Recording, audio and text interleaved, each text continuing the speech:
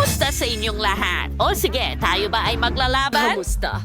Sa tingin ko handa na ako. Hindi pa nga tayo nagsisimula, pero may ideya na ako. Tingnan mo ang ulo ng aking kabayo. Wow! Oh, Diyos ko. Ano? Sige, gawin muna natin ang gawain. Hi! Gusto ko ng jelly, pakiusap. Gawan mo ako ng isa. Oo, madali lang. Makakatulong ang gelatin at asukal sa iyo na matunaw. Ngayon, ibuhos natin ang lahat sa isang garapon ng tubig. Ngayon, kailangan nating haluin ng mabuti ang lahat. Mas mabuting gumamit ng mas malaking kutsara para hindi mabasa ang iyong mga kamay. Haluin hanggang ganap na matunaw at sigurado akong makagagawa ako ng pinakamahusay na jelly gamit ang pinakamahusay na mga bitamina, prutas syempre. Dapat sapat na ang dalawang maliit na basket na ito. Ngayon, maingat na hiwain ang ating prutas. Huwag kalimutan na hugasan at balatan muna ng maigi ang lahat. At ngayon, ilagay ang lahat ng hiniwa sa isang espesyal na plato. Nakikita natin na walang mahuhulog. Ngayon ay sisimulan na nating ibuhos ang jelly sa ibabaw. Nagsisimula na itong lumapot. Pagkatapos ng lahat, hintayin lang ng kaunti at voila, handa na ang ating jelly. Ang Nazrunner lang ay maingat na buksan ang hulmahan at tingnan. Manood at matuto mga bata. Oo, maganda ang kinalabasan. Tama ba, Betty? Aray, baka naman kasi hindi kinakailangan ng sampal na yon. Well, ganun talaga. Magsisimula ako sa Skittles. Uumpisahan nating iayos ang mga kahanga-hangang candy na ito ayon sa kulay sa iba't ibang plato. Kapag tapos na ito, tutunawin natin sila gamit ang gas burner. Dalawa nga pala. Tulong, Lola. Mayroon ka bang pamatay sunog? Ha, kalma lang. Lahat. Kontrolado ang lahat. Uumpisahan natin itong initin. Kapag natunaw na ang lahat, maaari ko na itong ibuhos sa bote. Maingat na ibuhos ang bawat kulay pagkatapos ng isa para hindi sila maghalo. Ngayon, kailangan nating palamigin ang lahat at gagamit ako ng spray na pampalamig. Perfecto! Handa na ang jelly ko. Ngayon ay puputulin ko ang bote at ilalabas ang jelly. Kahanga-hanga. Nakakatawa kung paano ito gumagalaw. May kulang ba ako? Sa tingin ko, nakalimutan kong ihanda ang tubig. Pero, wala naman yon. Alam ko kung paano ito palitan. Pwede na ang gatas. Sige. Tingnan mo, Mabel! Ngayon, bubuksan natin ang sariwang bote ng gatas. Ibuhos ang lahat sa isang plato at idagdag ang kakao. Haluin ng mabuti gamit ang whisk hanggang sa ganap na matunaw. Ganyan lang! Sige! Ibubuhos ko na ito sa isang espesyal na hulma bagalan lamang para hindi matapon. At ngayon, palamigin natin ito gamit ang isang freeze spray. Siyempre, mas mabilis ito. Huwag mo akong takutin, Mabel. Umurong ka. Hayaan mo akong magtrabaho ng tahimik.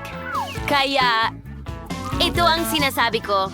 Mayroon tayong jelly sa anyo ng isang chocolate bar. Dalawa na ang meron tayo. Nakakatawa.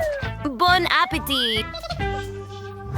Okay, hooray! Hindi ako makapaniwala sa aking mga mata. Anong kagandahan? Ang bote ay parang totoong-totoo. Ano kaya ang lasa nito? Hindi masama. Sige, tuloy na tayo. Chocolate na jelly. Nakakatawa ito. Tingnan mo lang. Sana masarap din ang lasa nito. Hindi masama, pero pwede pang pagbutihin. Ngayon, subukan natin ang huling jelly. Oh, napakaraming prutas. Mukhang napakasarap. Napakatamis at masarap. Ito ang pinakamagandang jelly sa lahat.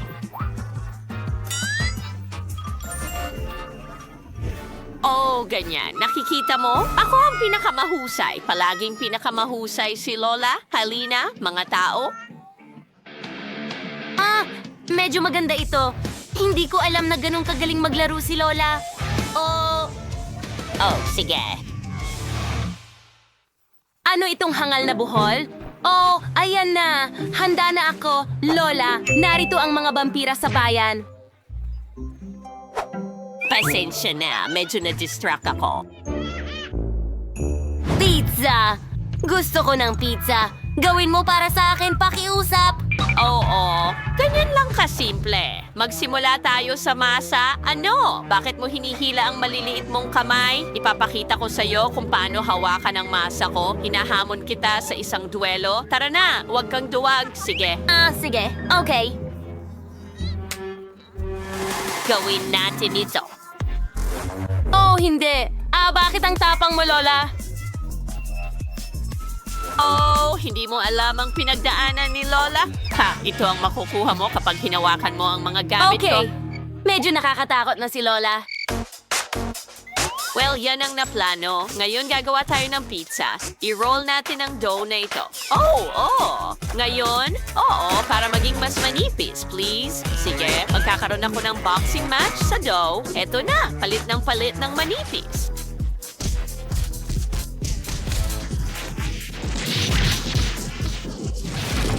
Ha!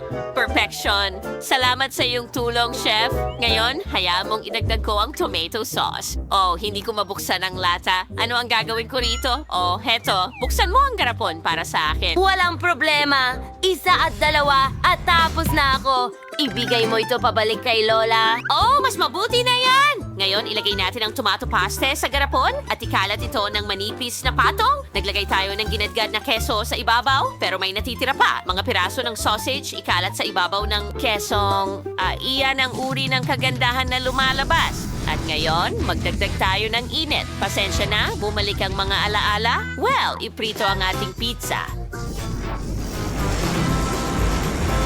Hoy, Betty, tingnan mo ang meron ako. Ha? Kaya kong magbukas ng maraming lata ng tomato sauce na gusto mo. Oh, salamat, Mabel. Ibuhos natin ang tomato sauce. Ikalat, maglagay ng keso at mga sausage. Ang bango nila.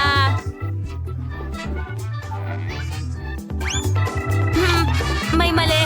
Oh, tama. Alam ko na ang gagawin. Oh, sige. Halos handa na ang pizza ko. Dadalhin ko na ito sa oven. Ano? Ay nako, nasira na lahat ngayon. Salamat, Chef. Alam mo, para sa paghihigante, heto. Ano? Tama na yan. Halika na, Mabel. Hindi ko sinasadya. Tigil! Kayong dalawa, natapos na natin ang hamon. Panahon na para ipakita ang mga pizza. Pero sinira natin ang lahat. Ayos lang siguro yan. Narito na, mahal.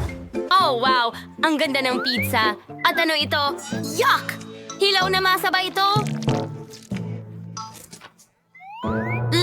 Hindi ko nasusubukan yan. At ano ito?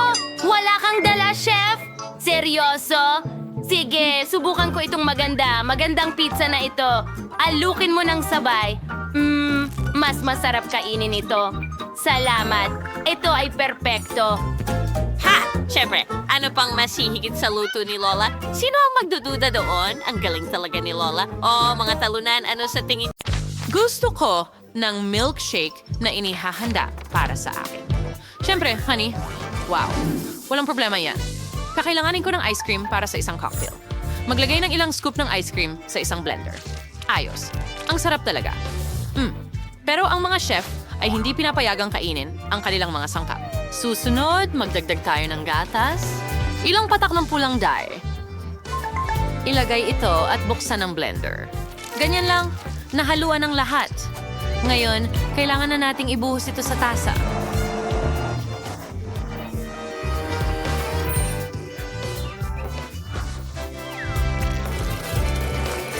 Kahanga-hanga.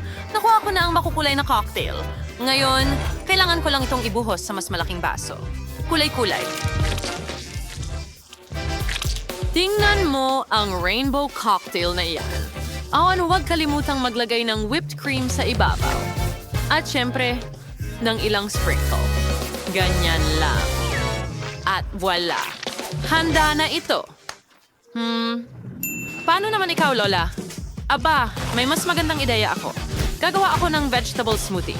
Ilagay ang mga pipino, kamatis, at letsugas sa blender. Tara na. Ngayon, kailangan nating ilagay ang celery. Lola? Sigurado ka bang magandang ideya ito? Mabuti pang isara ito. At buksan na lang ang Sige, blender. tingnan natin. Gumagana. Ngayon, ibuhos natin ang smoothie ko sa isang baso. At tapos na. At huwag kalimutan ng kinsay. Quentin, anong ginagawa mo? Nakakasama ang cola. Gumawa ka ng cocktail para kay Sheila ngayon. Oh, sandala. Mahilig si Sheila sa cola. Heto, halika, subukan mo. Wow, ito ba ay Coke? Astig? Subukan natin. Ang sarap. Ano susunod? Oh, amoy gulay. Yuck. At ang lasang gulay ay nakakadiri. Paano naman dito? Oh, ang rainbow cocktail. Ang sarap. Gustong-gusto ko ito. Huwag mag-alala kung akin ang tagumpay. May Mentos ako. Kainin natin. Nako. Ano yon? Ha? Patungo sa akin ang fountain ng cola. Quentin, ano ang ginawa mo? Natakpan na ako ng Coke ngayon. Anong bangungot? Ang buhok ko, ang damit ko, lahat ay basa. Pero malapit na ang kaarawan ko, kaya gumawa ka ng cake para sa akin. Kukuha tayo ng mangkok, ibubuhos ang harina dito. Sunod, asukal. Patas. As dalawang itlog. Buhay ba ang kalimutang ang pakulay? Haluin natin ito at ibuhos sa hulmahan.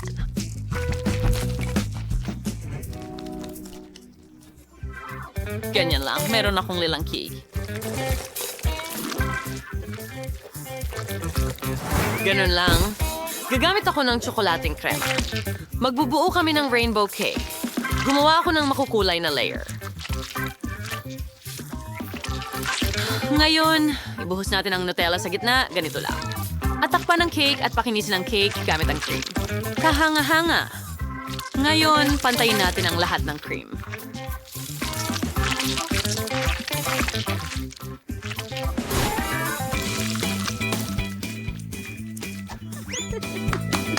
At idagdag ang mga dekorasyon. Makukulay na kandila sa paligid. At sa ibabaw, magkakaroon tayo ng maliliit na bola ng goma. Sigurado akong magugustuhan ito ni Sheila.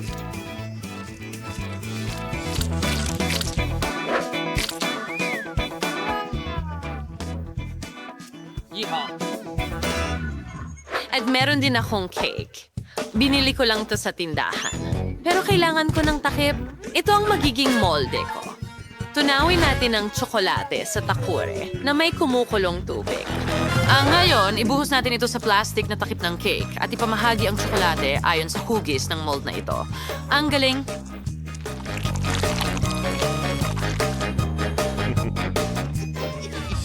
Woo! Pero hindi ko na kailangan ng takip. Paalam. Ilalagay natin ang choco, sandali. Hindi, yan ang gusto ko. Naitapon ko ang maling bahagi. Oh, bakit ko yun itinatapon? Oh, hayaan mo akong buuin ulit ito. Hindi na ito gumagana. Oh, anong nangyayari? Anong kailangan mo? Sinong natulog sa lahat? Oh, tama. Manok. Siyempre, hindi naman yan problema. Mayroon akong isa dito. Ilalagay natin ito sa baking sheet at ilalabas ang alaga kong maliit mula sa kulungan. Halika, siyo. Magakad ko na. Buhos na rin ang kaunting langis at mga pampalasa. Perfecto! Ikalat ang lahat sa manok at handa na ang manok. Magugustuhan ito ni Sheila. Ikaw, bakit may mga cake ka at ako ay may manok? Oh, hindi. Bakit may manok dito? Humingi ako ng cake. Sige. At dito, mukhang hindi maganda ang cake. Well, subukan natin itong rainbow na ito. Ang sarap. May chocolate sa loob. Ayoko nang subukan ng iba. Panalo ang chocolating cake. Oh, akin ang tagumpay. Mabuhay para sa akin. Gusto ko ng tsokolate. Sige na, ipakita mo sa akin ang kaya mong gawin. Well, may M&M's at rugby ball ako. At lahat ito ay mali. Oh, sandali. Tsokolating bar, Milka na tsokolating bar. Mahusay. Hayaan mong tunawin ko ito sa kumukulong tubig. Ganyan lang.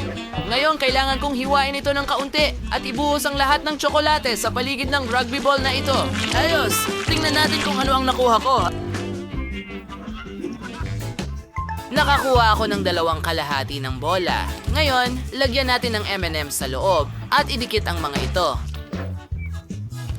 Kailangan ko lang palamutian ang bolang ito katulad nito. Astig! Gustong-gusto ko ito! Anda na ito. At nasaan si Lola? Lola? Oh, natuloy pa siya. Awaintin siyang gisingin. Ang ngayon kakailanganin ko ang aking kutsilyo. Gagawin ko ang cake na ito na hugis ng isang house lat. Ngayon ikunin natin ang Nutella at takpan ng cake nito. Walang sobrang Nutella, tama? Astig. Ganyan nga. Ngayon, gupitin natin ang mga detalye para maging mas makatotohanan ang mga isketing. Gumawa pa ako ng mga tsokolate na gulong. Tingnan mo. Oh, grabe. Astig, di ba?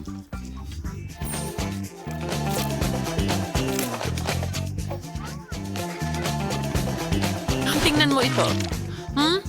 Para bang pwede niyang isuot at gamitin bilang tunay na skate. Gustong gusto ko talaga ito. Lola? Gising. Ha? Hindi ako natutulog. Ibuhos ang Nutella sa broccoli. Magiging masarap at malusog ito. Mahalaga para sa mga bata na kumain ng gulay. Ganyan lang. Perpekto. Subukan mo. Nasaan si Quentin? Ha? Oh. Sis, handa ka na ba? Pirmahan na hagis, Kiat! Oh, Sheila. Nagawa ko. Haha. Astig. Ang galing. Ang daming M&M's. Gustong gusto ko ito. Ang ganda ng ideya mo, Quentin. Nagustuhan ko ito. At ano ang ginawa ng iba? Subukan natin. Kadiri. Teka, broccoli ba yan? Yan. Kadiri. Oh, tingnan mo itong skate. Teka, chocolate din ba ito? Astig. Oh, kung ito ay totoong skates, maaari ko pa itong sakyan. Subukan natin gawin. Ang galing. Gumagana ito. Tingnan nyo lang. Mahuhulog na ako. Sheila, huwag.